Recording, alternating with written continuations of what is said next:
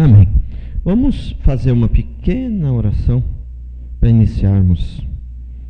Senhor Deus, eu te agradeço, Deus, por estar aqui, né? E eu sei que eu já disse isso muitas vezes, né? Que a função de um pastor, por mais pequeno que ele seja, se ele for um pastor verdadeiro, ela é mais importante do que a do presidente da República. O presidente da República, ele tem influência sobre toda a nação, mas a influência dele é só sobre a vida física, né? Só sobre as coisas físicas, né? E isso não é importante, mas não é tanto. Mas um pastor tem influência na vida espiritual, né? Então eu coloco aqui a minha vida diante do Senhor, que o Senhor tenha misericórdia de mim, de nós todos, e que Deus, a palavra, Senhor, que eu vou ministrar, Deus, eu creio que foi o Senhor que colocou no meu coração. Eu não aprendi ela hoje, eu aprendi, Deus, no decorrer do ministério, e o Senhor tem me conduzido, Deus, para fazer a coisa da maneira correta, amar os irmãos, pagar o preço, e eu, Deus, estou aqui. Então, que o Senhor nos dê graça nesse momento, e que os irmãos possam compreender, Pai, em nome de Jesus Cristo. Amém. Ai, obrigado, Senhor. Amém. Irmãos, nós estamos numa série de mensagens sobre o pecado, né? E hoje é a 8ª. Coloquei, né, esse vídeo aí, e então o primeiro princípio, o primeiro ponto que nós vamos falar, eu vou falar sobre alguns pontos, não vou falar só sobre isso, só sobre pastorado feminino, não. Alguns pontos aqui sobre pecado, né? Então, qual que é esse primeiro ponto que eu vou falar a respeito do pecado, né? Então, primeiro ponto, e eu creio que é um dos pecados mais terríveis. É um dos pecados mais terríveis. Nós interpretarmos a Bíblia para satisfazer os nossos desejos, as nossas vontades. Eu tenho um sonho, né? Para começo de conversa, eu já ministrei isso aqui na igreja, acho que crente não tem que ter sonho. Crente é escravo de Deus. Escravo não tem direito a sonhar. Então, pastor, a gente não tem que ter sonho. Você tem que ter sonho, mas procurar sonhar os sonhos de Deus. Você não tem que ter sonho seu, né? Porque se eu tenho um sonho meu, eu vou interpretar a Bíblia de acordo com o meu sonho. Eu não vou procurar na Bíblia o que a Bíblia está dizendo. Eu vou procurar ver se acho um texto ou 2 ou 3 que para dar base ao meu sonho. Então o que acontece? Por exemplo, vamos citar aqui alguns exemplos. Por exemplo, o homossexual. Ele decidiu ser homossexual, aí ele vai lá e procura na Bíblia alguns textos para dar base àquilo que ele já decidiu ser e pronto, e acabou. E ele não consegue encontrar alguns, ele consegue só encontrar só um. Aí ele esquece os outros, eu não diria dezenas, eu acho que centenas de textos que deixa bem claro que o homossexualismo é errado, é pecado. Ele esquece todos esses outros e se baseia naquele um que Davi amou Jonatas mais do que o amor de mulheres. Então, e o que acontece? O feminismo fez isso, principalmente na nossa nação, em outros lugares também, mas principalmente na nossa nação. O que o feminismo fez? Você sabe, o feminismo que ele pegou forte mesmo é uns 50 anos para cá, 40, 50, 60 anos para cá. Então, as mulheres feministas, né, não, a gente não pode ser menor que os homens, a gente tem que tal. E aí começou então a encontrar alguns textos na Bíblia que justifique o pastorado feminino. Não existe, né? Não existe. Todos os textos que essas pessoas que creem nisso, que eu acredito que quem crê nisso não crê coisa nenhuma, eles também sabem que está errado, mas porque a Bíblia é tão clara em respeito a isso, que é tão claro que não tem como você não entender. Então vão lá, procuram, mas ele citou o nome de 2 mulheres aí, Débora e Uda. Então é baseado nessas 2 mulheres. Mas Débora também foi, não sei o que lá, e papapá, a mulher também pode ser pastora. Débora e Uda não eram pastora. Você viu o que ele falou? Elas tinham um cargo civil. É o equivalente a Dilma. Não, acho que um cargo civil não é muito bom, mas até aí tudo bem. O que Deus exige é dos crentes andar correto, não é do mundo. O mundo, Deus exige do mundo. Então, o mundo lá, tudo bem, pode ser dirigido por mulheres, mas a igreja do Senhor, não. Então, é o pecado de você ter uma coisa no coração e aí você vai procurar na Bíblia alguma coisa para justificar aquilo que você crê ou aquilo que você nem crê muito, mas quer que seja aquilo. Esse eu creio que é um dos pecados mais graves que existe, né? Eu creio que esse é um pecado, porque além de não crer na Bíblia, a pessoa que faz isso, além de não crer na Bíblia, ela ainda usa a Bíblia como instrumento para fortalecer a tese maligna que ela tem no coração. Prestou atenção? Que coisa terrível, né? Terrível. E esse não é um erro assim comum, que eu gosto sempre de lembrar os irmãos, que tem algumas coisas na Bíblia que são difíceis de ser interpretadas, né? Se o irmão de outra igreja interpreta diferente, nós temos que ter cautela, temos que respeitar, porque o texto é difícil de ser interpretado. Ele pode até estar certo e a gente está errado. Tem alguns textos que são difíceis, entendeu? Mas este do pastorado feminino, não. A Bíblia é muito clara. Aliás, eu creio que é um dos textos, é um dos assuntos mais claros na Bíblia. Eu acho que é tão claro quanto a imagem. Entendeu? Nós achamos ruim que os católicos não percebem, mas está escrito aqui. A imagem aqui, eles não acreditam, achamos ruim. Mas eu creio que o pastorado feminino está mais claro na Bíblia que é errado do que a imagem. Pastor, mas 90% das igrejas aí tem pastorado feminino. Irmãos, eu não estou acompanhando 90% da igreja, eu estou acompanhando a Bíblia. Crente não tem que acompanhar 90% das igrejas, ele tem que acompanhar a Bíblia. Ou a gente crê no que está escrito na Bíblia, ou esquece. A multidão crucifica Jesus. Estavam todos errados. Todos estavam errados. Todo mundo falou para crucificar Jesus, mas estavam todos errados. O fato de todo mundo achar uma coisa significa que está certo. Pode ser até um indício para você ficar esperto. Espera aí, mas a maioria está falando isso, será se ele não está certo? Pode ser até um indício para você ficar meio esperto. Mas que é uma garantia que está certo só porque a maioria? Muito pelo contrário. Muito pelo contrário. Né? Um grande teólogo, né? Eu li essa semana mesmo, até mandei para os irmãos no zap aí, um grande teólogo, né? Ele fala uma frase que é o contrário, né? Que é o contrário disso. Ele falou: eu parei de contar a cabeça faz muito tempo, porque a verdade geralmente está com a minoria, né? Um grande teólogo reformado que falou isso. Então, preste bem atenção a respeito do pastorado feminino. Primeira coisa, então, o pecado de interpretar a Bíblia de maneira errada. Eu estou citando um exemplo, citei o do homossexual, o do pastorado feminino, e eu quero dar alguns detalhes maiores, já que nós colocamos o vídeo aí, e eu quero citar aqui alguns pontos. Primeiro, não vou colocar todos não, vou colocar aqui alguns, que são mais fáceis de entender, que não precisa de interpretação, que a Bíblia está bem clara. Primeiro, a Bíblia diz que primeiro veio Adão, depois Eva. Isso diz alguma coisa para você? Não é o suficiente para dizer que uma mulher não pode ser pastora, mas diz alguma coisa, não diz? Tá bom. Primeiro, esse é. Segundo, o homem é o cabeça. Só até aqui já era o suficiente, já dá. Se o homem é o cabeça, como é que a mulher vai ser pastora? O pastor, seja ele homem ou mulher, ele é o cabeça da igreja. E como é que, se a Bíblia diz que o homem é o cabeça da mulher, como é que a mulher vai ser pastora? Isso tudo veio através do feminismo. Então, o que acontece? Uma coisa que vem já de alguns anos, que você aprendeu, que foi inculcada no coração de todo mundo, e que foi uma mentira muito disseminada, ela se transforma numa verdade? Não.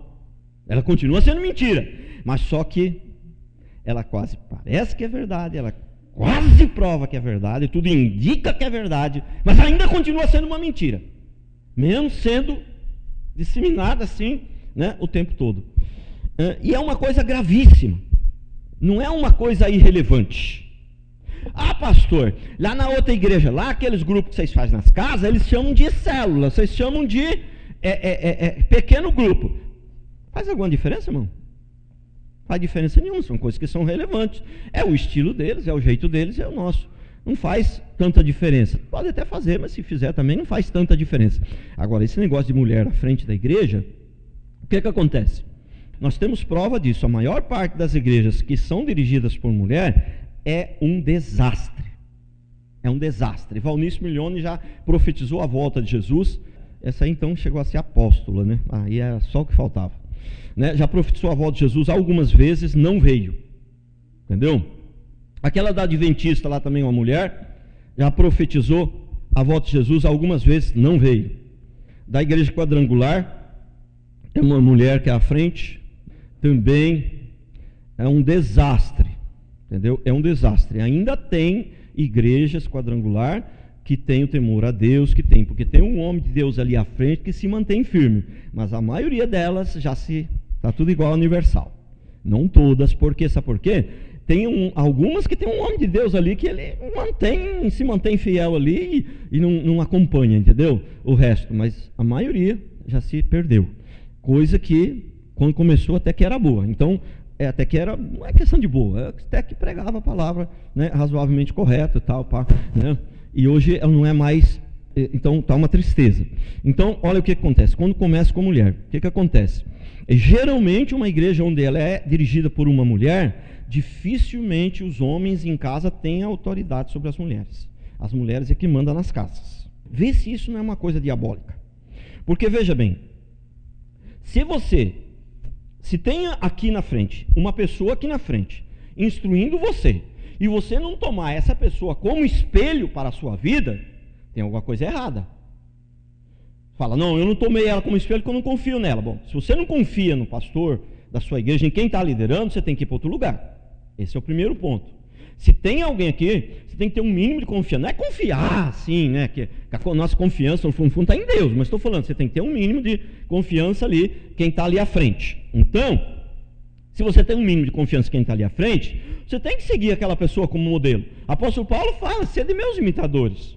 Então, está mais do que certo, se é ou seja um homem ou uma mulher que está à frente, você querer seguir aquela pessoa como modelo para a sua vida. Está mais do que certo.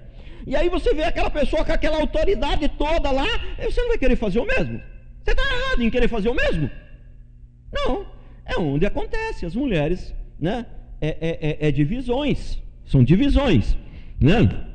E é normal que as igrejas tenham mais mulheres do que homens, isso é normal. Qualquer igreja tem mais mulher que homem, é muito raro uma igreja que tem mais mulher, isso é normal, mas não tanto. As igrejas onde dirigidas por mulher, 90% geralmente é mulher.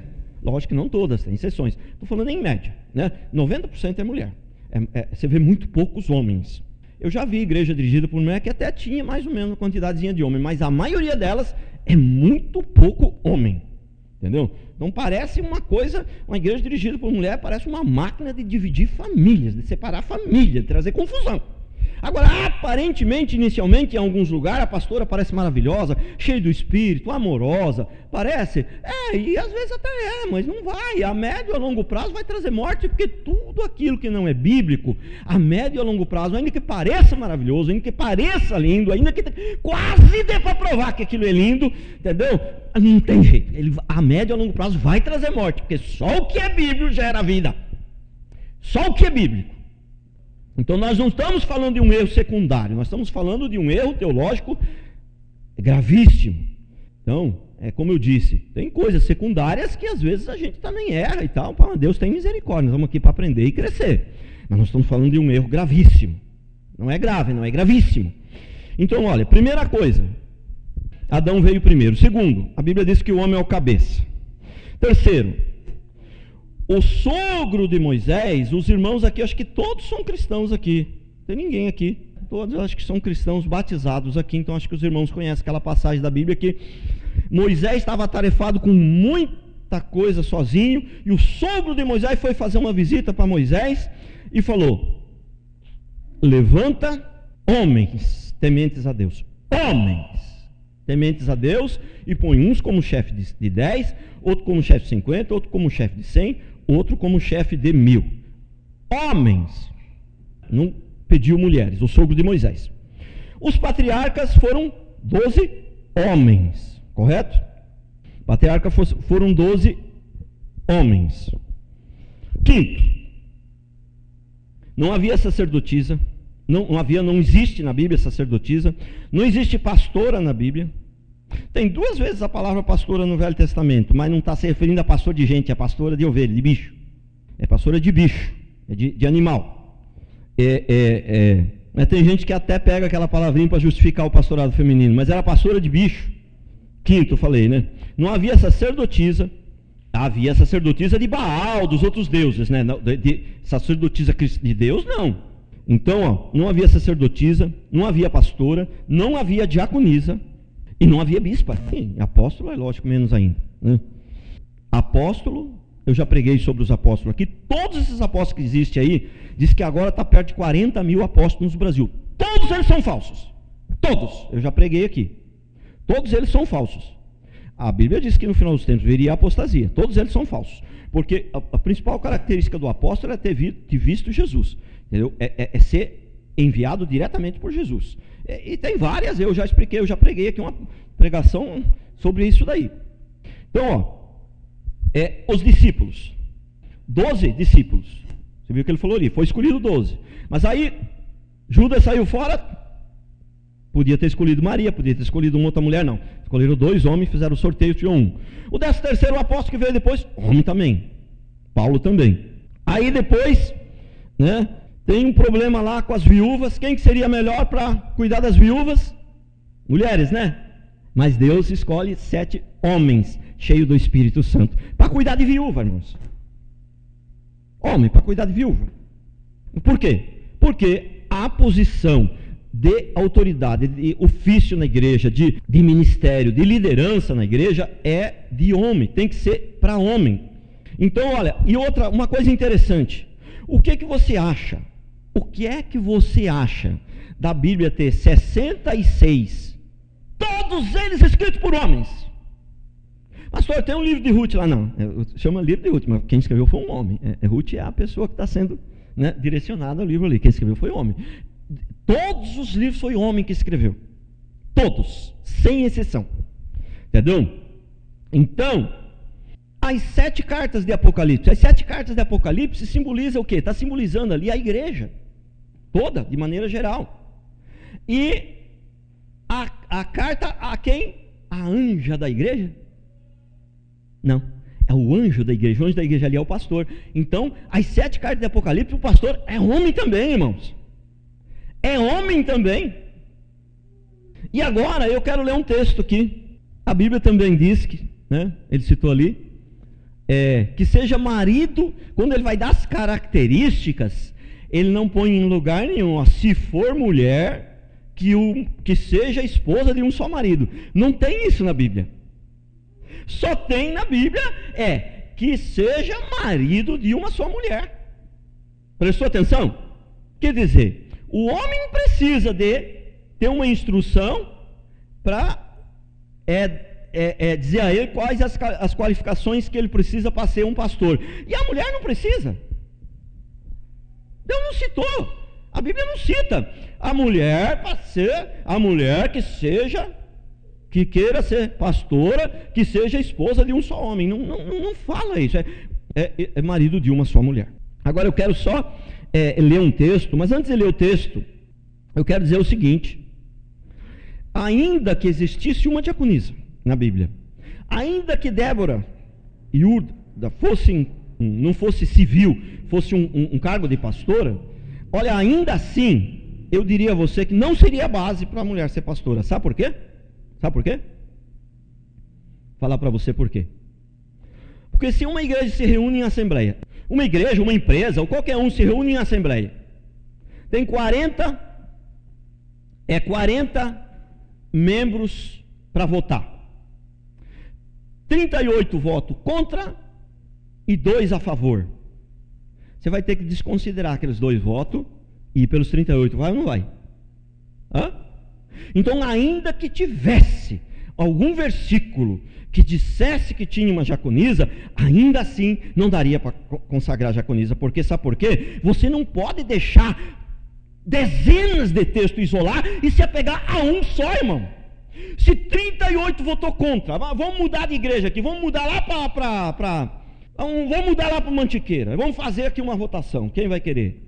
Aí 38 votos para ficar aqui, 2 votos para lá. Aí eu falo, não, esses 2 aqui eu votou para ir para lá, nós vamos para lá, porque tem 2 aqui que votou para ir para lá. Pastor, mas tem 38 que votou contra, pastor, eles querem ficar aqui. Não, mas tem 2 aqui que querem ir para lá, nós vamos para lá. Mas pastor, mas e os outros 38 que o senhor vai dizer para eles? Não, mas tem 2 aqui que querem ir para Mantiqueira, para lá que nós vamos. Presta atenção. Ainda que tivesse. Mas não tem, viu, irmãos? Tem nada de coisa de pastora, nem de bispa, nem de nada, não tem diaconisa na Bíblia, não. Mas estou falando ainda que tivesse. Agora, e o que você me diz desse texto aqui? Olha, ou a gente crê na Bíblia toda, ou você rasga ela e joga fora. Certo? O que você me diz nesse texto? Tem alguns textos, irmãos, da Bíblia, que eles são assim... bem duvidosos. E aí qual que é o princípio da hermenêutica nesses casos? Você procura um texto mais claro para explicar aquele mais difícil, um que não estava tão claro. Procura um texto mais claro sobre aquele mesmo assunto.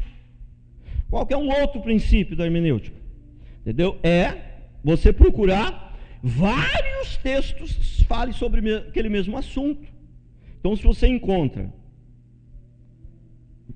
15 textos que diz B e um que diz A, eu fico com o B. Esse é o princípio. Significa que aquele um ali, mas então tem contradição. Não é que tem contradição, é que às vezes a gente entendeu aquilo naquele um, mas não foi bem aquilo que Deus quis dizer. Entendeu? Essa aqui é a questão, porque não tem contradição. Mas olha o que diz a Bíblia aqui. E é a Bíblia de todo mundo, viu? É igual a minha, pelo menos dos crentes, né? Então, 1 Timóteo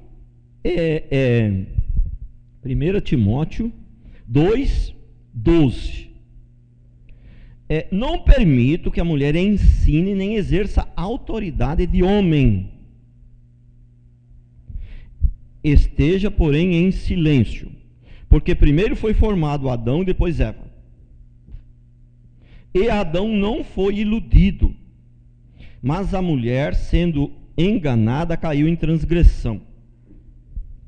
Todavia será preservada através da sua missão de mãe, se ela permanecer em fé, em amor, santificação, com bom senso. Então veja, este não é um versículo para ser interpretado. Ele é um versículo que ele está claro.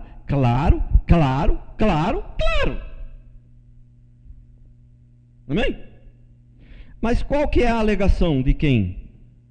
Do feminismo. Porque o feminismo, irmão, ele está dentro da igreja, ele invadiu as igrejas. Entendeu? Né? Qual que é a alegação do feminismo? Que Paulo era machista. Bom, se Paulo era machista em relação às mulheres e errou em escrever esse texto, então eu não posso acreditar em mais nada que Paulo falou. Vocês estão me entendendo?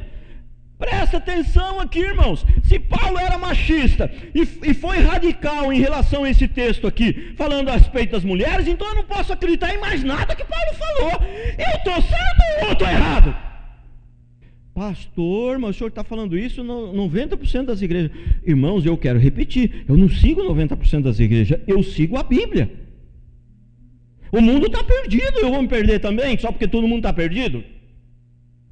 Então, encerrando essa parte aqui a respeito do interpretar a Bíblia para favorecer a gente, é pecado? Encerrando essa parte, eu quero dizer que esse é um erro teológico muito claro, muito grave, que tem uma interferência na vida da igreja, que tem uma interferência na vida da sociedade, que tem uma interferência muito grande na vida das famílias. Entendeu? Por quê? Como é que a mulher vai ser a cabeça da igreja e se a Bíblia diz que o homem que é o cabeça? Né? Então é uma coisa muito grave. E aí o que que eu digo? E o mais grave eu vou falar agora, viu? Se você achou que a palavra foi dura até agora, fogo vai sair agora. Entendeu? É o seguinte, irmãos. Se você erra num princípio gravíssimo, muito claro da Bíblia, Deus não aprova nada do que você está fazendo ali. Deus não está conduzindo aquela igreja. Se Deus não está conduzindo, quem está é o capeta. Essa parte é a mais forte. Quem está à frente? Irmãos, centenas e milhares de igrejas aí, aliás, hoje em dia eu acredito que a maior parte delas, quem está na liderança é Satanás. Pastor, o Satanás liderando a igreja? Sim. Ele está influenciando a igreja. Ele está no comando. Por quê? Como? Se Deus não aprova, não existe nada neutro no mundo espiritual. Ou Deus está se agradando, muito bem, meu servo, ou o diabo está dando risada. Um dos dois tem que estar se agradando com o que está sendo feito no lugar. Se Deus não está se agradando do que está sendo feito no lugar, quem está se agradando é Satanás. Fala para mim que eu estou falando mentira. Ou Deus está satisfeito com o que está sendo realizado aqui nesse lugar, ou o diabo está dando risada. É uma das duas, não tem como ser neutro, irmãos. Não tem como ser neutro. Então é muito sério isso. Mas vamos passar para o outro ponto. Eu não vou falar só sobre isso hoje. Eu estou seguindo aqui a série de mensagens sobre o pecado. E eu estou falando de vários tipos de pecado, né? Vamos para a segunda parte. Não ter palavra também é pecado, irmãos. Não ter palavra. Não ter palavra em que sentido? No sentido de que, estava falando pela manhã, né? Hoje, nós estamos numa sociedade, uma cultura também, que o povo não tem muito compromisso com as coisas. Tem ou não tem? Não é verdade, não é? Tem muito compromisso, irmãos. O povo está meio assim, perdido. É muita estafa, é muita correria, entendeu? Ah, eu vou, depois já não vai mais. Ah, eu faço, depois já não vou mais. Ah, eu pago, você tal dia, mas depois já não paga mais. Hoje está assim. Quando eu era criança, na minha terra, no interior do Rio Grande do Sul, irmãos, as coisas não eram como hoje, que tudo é no documento, tudo é no contrato, você vai, né? Tudo é por escrito. Irmão, lá era tudo na palavra. Ah, vou comprar essa boiada sua. Te dou 2 cavalos, mas não sei tanto em dinheiro, comprar essa boiada sua. Mas só que o meu pasto não dá para botar eles por enquanto, e daqui a 6 meses eu venho pegar essa boiada. Entendeu? Irmão, era o fio do bigode, era a palavra, irmão. Daqui a 6 meses, depois de 2 meses, os bois engordaram, as vacas, tudo deu a cria. Você fala, meu Deus do céu, tomei um prejuízo danado, não pode voltar mais atrás, não. Entendeu? Se voltasse atrás, negasse fogo, lá na minha terra não fazia negócio com mais ninguém. Ninguém mais fazia negócio com essa pessoa. Ela estava frita, ela estava queimada, ela estava suja. Ninguém mais fazia negócio com ela. Entendeu? Não podia negar a palavra de jeito nenhum. Então, um dia, uns 3 anos atrás, aí eu estava ouvindo o rádio, né, o meu filho pregando, e ele contando uma situação que aconteceu. Eu fui uma certa vez, eu fui lá para a Europa, né? Ele tinha 12 anos, jogava futebol, o pastor Rodrigo. E aí eu comprei uma chuteira lá, que eu não lembro, lógico, quanto custou em euro né, e tal, não lembro. Mas vamos supor aqui, para você ter uma ideia. Vamos supor, um valor assim, mais ou menos, eu chuto assim, uns 500, 600 reais, o valor de hoje. A chuteira custou. Quanto que custa uma chuteira hoje? 80 reais, 100 reais, né? Daqui das baratinhas, né? Aí o que acontece? Aí alguém ofereceu 250, algum menino que filho de rico lá, meio espertinho, que conhecia a marca, não sei lá, viu, cresceu os olhos naquela chuteira, falou, te dou 250. Deu? Ele vendeu o cara. Mas não entregou, só vendeu só, mas fez o negócio. Eu veio para cá, pai, fiz um negocião, me liga a chuteira lá por 250. Falei, meu filho, essa chuteira aqui, você ia usar, ela ia sair do seu pé, não ia caber mais, ia dar para o seu irmão, ainda ficar. Ela é marca muito boa, eu paguei tanto, você tomou um prejuízo danado. Ah, então vou falar para ele que eu não vou vender mais. Falei para ele, não, Não, você tem que aprender desde pequeno a ter palavra. Se você deu a sua palavra para ele, você vai tomar o prejuízo. Mas você vai entregar a chuteira para ele. E há uns 3 anos atrás, eu estava ouvindo uma pregação disso, aconteceu, ele tinha 12 anos. Há uns 3 anos atrás, eu estava ouvindo uma pregação dele e ele estava contando essa história. Então, irmãos, nós temos que ter palavra, irmãos. Olha o que o texto diz aqui, Provérbios 25. Laço para o homem é dizer precipitadamente é santo. E só refletir depois de fazer o voto. Entendeu? Dizer é santo, dizer é correto. Não, vamos fazer isso aí que é correto. Não, não, não. Pensa bem se é certo. Pensa bem primeiro, pensa bem antes de dizer vamos. Pensa bem antes de dar a sua palavra. Porque depois que você der a sua palavra, irmão, você não pode mais voltar atrás. Sim, sim. Ó, Mateus 5,37. Seja, porém, a tua palavra sim, sim ou não, não. O que diz passar vem do maligno. Olha que terrível. Então, é sim, sim ou não, não. É muito importante. O cristão tem que ter palavra, irmãos. O cristão que não tem palavra, você não pode confiar. Aí, por exemplo, vamos fazer determinada coisa. O fulano vem, o Ricardo vem. Vem, o Ricardo vem. Mas será que ele vem mesmo? Não, ele vem. O Ricardo, se ele falou que vem, ele vem. Pode contar com ele. Ele vai estar aí. E o Zezinho? Não tem nenhum Zezinho aqui. E o Zezinho? E o Zezinho, não sei. Tem vez que ele fala que vem, não vem. Tem outra vez que ele fala que vem e vem. Prestou atenção, coisa maligna. Crente tem que ter palavra, irmão. Pelo amor de Deus. E isso vale para a criação de filho também. Menino, vou te dar um tapa na cara se você fizer tal coisa. Irmão, se ele fizer, você tem que dar o tapa, irmão.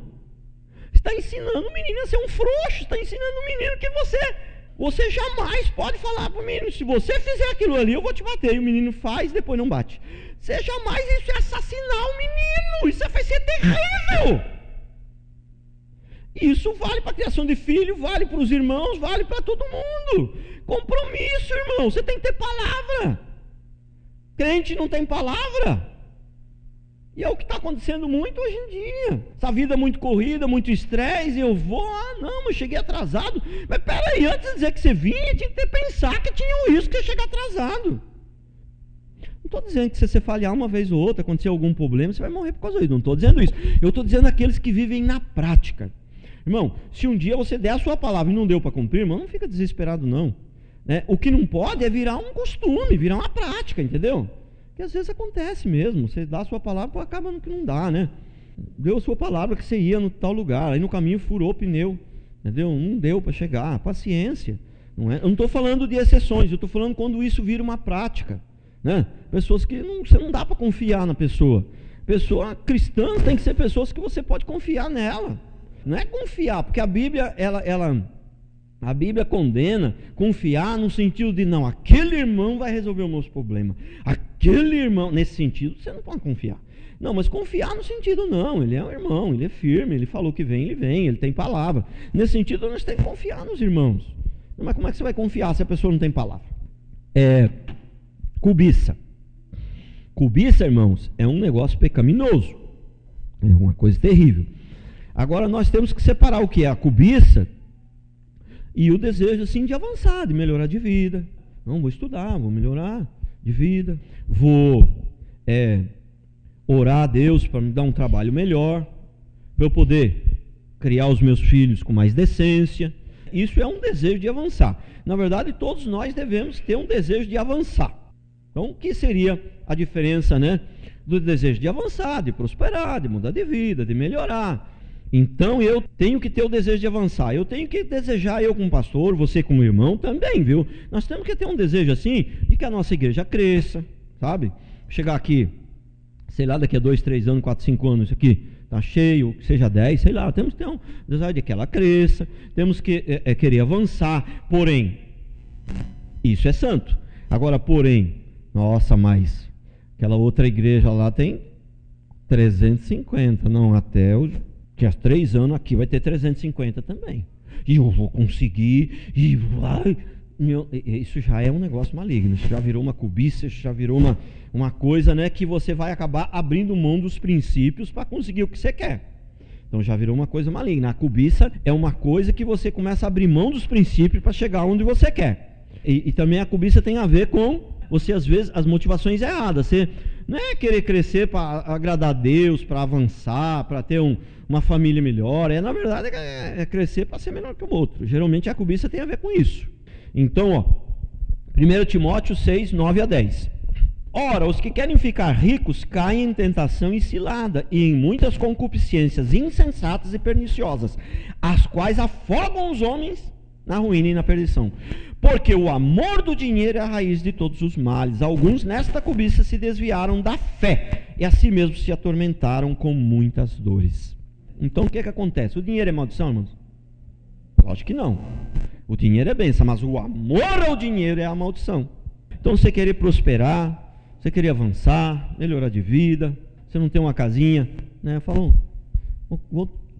você deve sonhar. Pastor, o senhor falou que a gente não deve sonhar. Não. Você tem que sonhar com a casa. Mas o senhor falou que não tinha que ter sonho. Não. Mas sonhar, você ter uma casa, não é só um sonho só seu. Deus também sonha que você tem uma casinha para brigar. Esse é um sonho que Deus concorda com ele. Então, aquele sonho que Deus está sonhando junto, esse você pode. Eu estou falando que não pode sonhar aquele sonho que você sonha. Mas Deus muitas vezes não está aprovando. Mas desde pequenininho eu tinha um sonho. A maioria dos sonhos de criança, irmão, são fantasias e não são de Deus. A maioria, não estou nem dizendo que são todos, mas a maioria. Ezequiel 23, 49. O castigo da vossa luxúria recairá sobre vós. Levareis os pecados dos vossos ídolos e saberei que eu sou o Senhor Deus. Tiago 1, 14 e 15. Ao contrário, cada um é tentado pela sua própria cobiça, quando esta o atrai e o seduz. Então a cobiça, depois de haver concebido, dá à luz o pecado. E o pecado, uma vez consumado, gera morte. Olha que terrível. Olha que terrível. Irmãos, agora um outro ponto. Passamos para um outro princípio. Isso aqui é muito interessante. Deixar de fazer o bem, deixar de fazer o certo também é pecado. Então, você passou um dia inteiro em casa, sozinho. A mulher não estava em casa, passou o dia inteiro em casa, sozinho. E não saiu de casa. Aí você vem para a igreja e fala assim, mas e aí? Lógico que eu não pergunto isso, mas vamos supor, né? É só uma ilustração. Pergunta, e aí? Você pecou hoje? Não, pastor, hoje não. Hoje não, porque eu fiquei em casa. Geralmente costumo brigar com a mulher, mas hoje não brigo com ela, porque ela não estava em casa. Eu nem saí de casa, nem deu para mim brigar com o irmão também, porque eu não vi nenhum irmão. Né? E eu não fiz nada de errado. Eu não vou nem entrar naquela coisa, mas você pode ter pecado por pensamento. Não vou nem entrar nisso daí. Vamos concordar que ele não pecou, que ele não fez nada de errado. Vamos concordar que ele não fez nada de errado. Mas você deve ter pecado porque você podia ter feito alguma coisa de bom e não fez. Pode ter pecado por você ficou em casa o dia inteiro sem fazer nada. Por que não foi visitar um irmão? Por que não foi na igreja, sei lá, arrumar alguma coisa lá na igreja? Por que não foi ajudar um irmão a fazer alguma coisa? O dia inteiro em casa sem fazer nada, você pecou. Você deixou de fazer o bem, você podia ter feito o bem. Então, vou repetir. Você tem o direito de um dia ficar em casa sem fazer nada. Eu estou dizendo quando isso vira uma prática, irmãos. Quero que vocês se lembrem sempre disso. Não é porque um dia você resolveu ficar em casa, você já está pecando. Estou falando quando isso vira uma prática. Né? Você tem oportunidade muitas vezes de ajudar, de fazer alguma coisa, mas fica lá em casa. Outro dia em casa também, sem fazer nada. Entendeu? Você tem a oportunidade de fazer alguma coisa de bom, ajudar alguém, não vai. Você está pecando. Deixar de fazer o bem também é pecado. Mas também estar fazendo algo bom, mas que não foi a vontade de Deus, que não é a vontade de Deus para a sua vida, também é pecado. Eu sempre cito um exemplo. O que você acha? Se eu hoje estivesse cuidando de velhinho, seria uma coisa boa? Alguém tem dúvida? Que seria uma coisa boa? Se tivesse um asilo, cuidando dos velhinhos com maior amor, com maior carinho. Os irmãos têm dúvida que eu estaria fazendo uma coisa boa, santa, pura, legal? Os irmãos têm dúvida? Ninguém tem dúvida, né? Correto. Mas eu creio que eu estaria pecando. Por quê? Porque Deus não me chamou para cuidar de velhinho. Ele me chamou para pastor. Ele me trouxe essa convicção. E eu tenho essa convicção desde que eu me converti. Então, se eu estaria lá cuidando de velhinho, talvez eu estaria fugindo de algo mais difícil, mais amedrontador. Porque, irmão, ser pastor, você me desculpa a expressão, mas é coisa para macho. Porque o negócio não é fácil, não. Ser pastor de verdade não é fácil, não. Também não é difícil porque Deus dá suporte, Deus capacita. Mas estou falando, não é brincadeira, não. O negócio não é fácil, não. Entendeu? Então, Deixar de fazer o certo também é pecado. Olha o que diz o texto aqui de 1 Samuel: quanto a mim, longe de mim que eu peque contra o Senhor, deixando de orar por vós. Ah, meu Deus, Senhor da glória, deixar de orar para os irmãos, deixar de orar para o pastor, você está pecando. Quero repetir, os irmãos nunca se esqueçam. Não é que um dia você esqueceu de orar, quando você vai, já está frito. Não é isso. É quando isso vira uma prática. Você nunca fez uma oração. Quem nunca fez uma oração aqui para mim? Deus, percebo lá que o nosso pastor, ele é bem intencionado, ele tem vontade de fazer a coisa certa, Senhor, mas não é fácil, Senhor. Dá sabedoria para ele. Ajuda ele, Senhor. Tem misericórdia dele. Conduz ele aí. Quantos têm orado? Você nem ora nem para o seu pastor. Você não ora para o seu filho. Você está pecando, irmão. Pastor, não fiz nada de errado na minha vida. Não desejei mal para ninguém, não fiz nada de errado. Você orou para o seu pastor? Orou para o seu filho? Orou para a sua esposa? Não. Você está em pecado. Irmão, ser cristão não é brincadeira, é coisa séria. Eu repito isso aqui. As pessoas estão brincando com as coisas de Deus.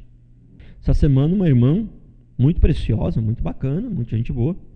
Creio que ela não é da nossa igreja, mas eu creio que é uma mulher de Deus. Ela perguntou assim: pastor, só uma perguntinha, eu estou assim, gostando muito das coisas que eu ouço do Senhor, achei maravilhoso, mas só uma perguntinha, assim, somente uma dúvida.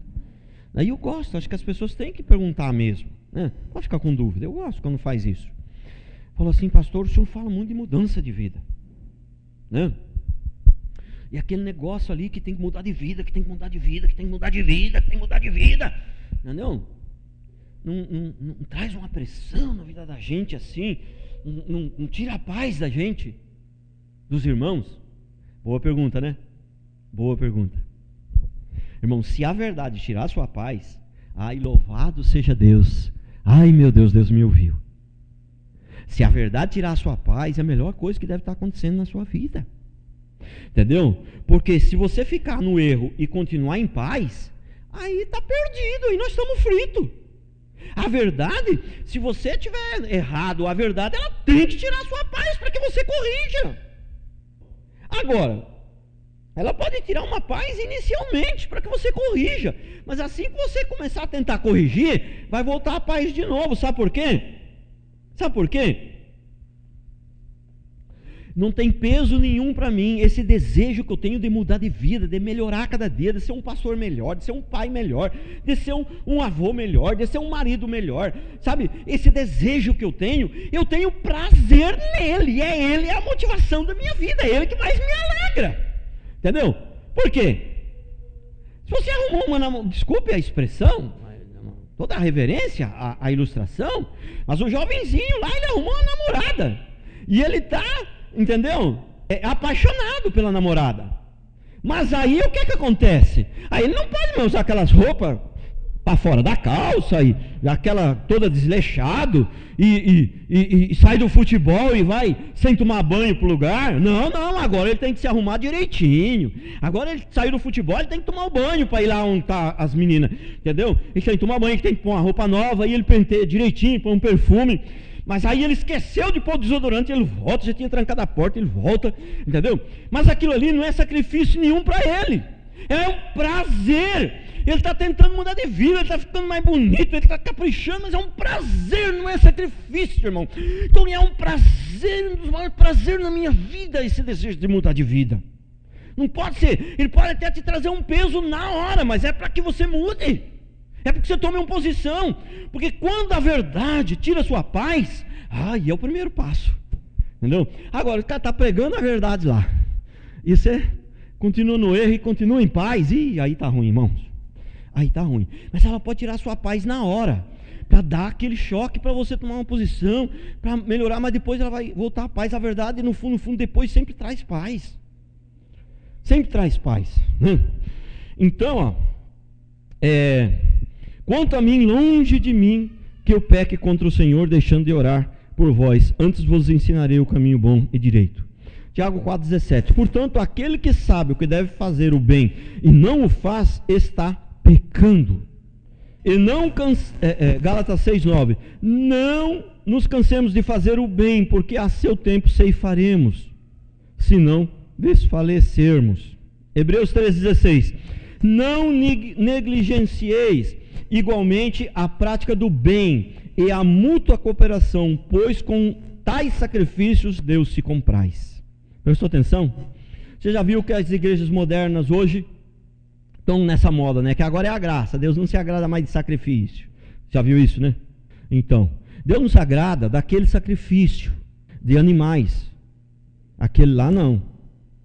Está lá no Velho Testamento esse texto que, né, é melhor obedecer do que sacrificar. Então o que acontece? Então agora Deus não se agrada mais de sacrifício e a gente pode, é a graça. Não. O texto diz que é melhor obedecer do que sacrificar. Olha aqui para mim, cara. Olha aqui para mim, irmão. Existe sacrifício maior do que obedecer a Deus? Para obedecer, irmão, é sacrifício e é muito. Matar um bezerro lá, ou vir aqui dar um dízimo, é um sacrifício minúsculo. Sacrifício grande mesmo é obedecer, irmão. Então, agora, qual que é o sacrifício que Deus se agrada? É o sacrifício de a prática do bem e a cooperação mútua, ajudar os outros. E a prática do bem. Esse sacrifício Deus se agrada. Mas não é sacrifício praticar o bem, fazer a coisa certa, não vai dizer que não é sacrifício. É sacrifício. Só que eu tenho prazer nele, porque eu sei que ele é bom para mim, eu sei que ele é a vontade de Deus, mas é sacrifício, não deixa de ser sacrifício. Mateus 25, 31 a 41, ó aqui, ó. Quando vier o Filho do Homem na sua majestade e todos os anjos com ele, então se assentará no trono da glória.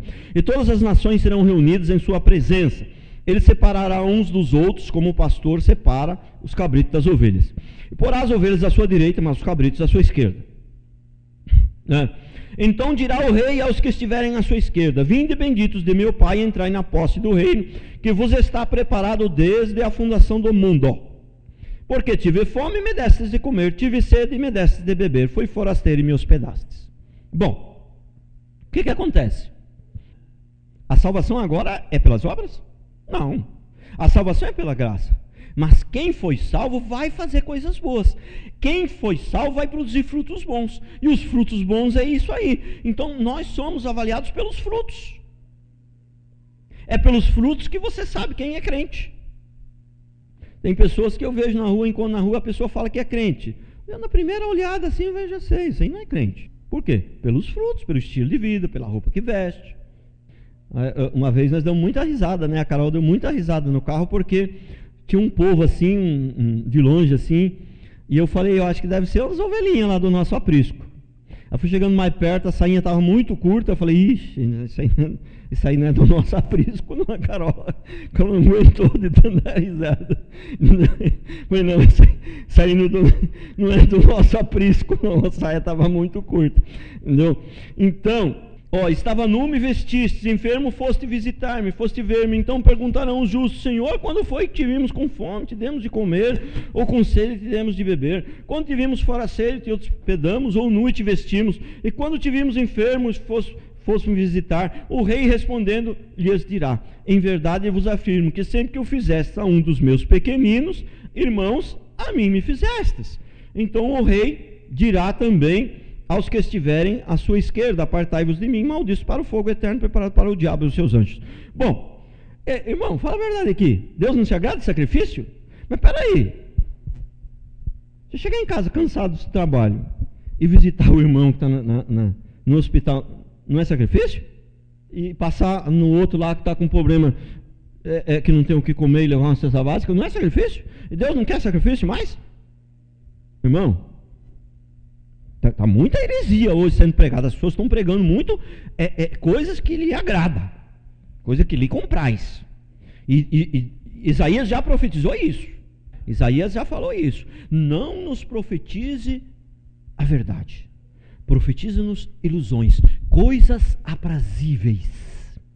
Isaías já falou isso já lá atrás. O povo quer ouvir o que dá prazer. O que dá prazer na hora que você ouve, te mata depois. E o que às vezes não dá muito prazer na hora de ouvir, gera vida depois. Você toma posse. Porque a verdade, na horinha, muitas vezes ela, nem sempre, mas muitas vezes ela, na maioria das vezes a verdade, ela dói, bate meio doído, mas depois ela gera vida. Ela gera vida. Amém? Amém? Então, rapidamente isso aqui então. Se a sua consciência pesa, você faz é pecado. Por isso também me esforço por sempre ter a consciência pura diante de Deus e dos homens. Hebreus 10, 22. Aproximando-nos com sincero coração e em plena certeza de fé, tendo o coração purificado da má consciência, lavado o corpo com água pura. Titus 1,15. Todas as coisas são puras para os puros, todavia para os impuros e os descrentes nada é puro, porque tanto a mente quanto a consciência deles estão corrompidas. Glória a Deus. Amém.